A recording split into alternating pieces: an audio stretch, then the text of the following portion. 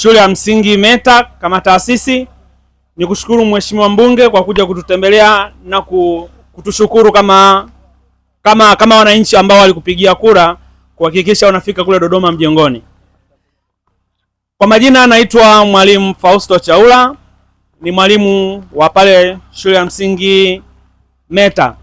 Kwa niaba ya taasisi yetu nipende kutoa taarifa fupi ya kwamba licha ya mambo mengi mazuri ambayo yanaendelea pale, ikiwa ni pamoja na kufaulisha watoto katika wastani mzuri, lakini pia bado tuna changamoto ambazo zinatukabili.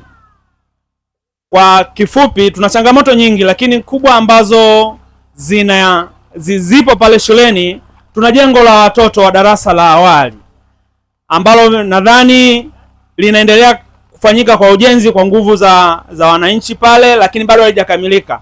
Na sisi kama wataalamu tunadhani na tunaamini kwamba inatupelekea kukosa wateja wetu kama watoto wa darasa la awali, kwa sababu kule ambako wameenda kuanza masomo yao au msingi wao, elimu ya msingi, bila shaka kuna adha ambazo wanakutana nazo, ambazo ni pamoja na michango ambayo kwa wazazi inaweza ikawa ni changamoto, wakati mwingine hata watoto wasiende kuanza elimu yao ya msingi kule kama mwanzo, kama darasa la awali.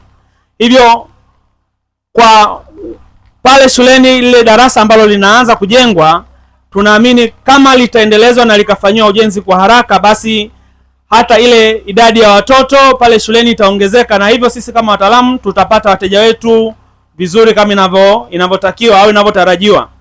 Lakini pia licha ya changamoto zingine, niombe kwa namna pekee sana, niombe kwenye swala la michezo, na pia nazungumza kama mwalimu wa michezo pale.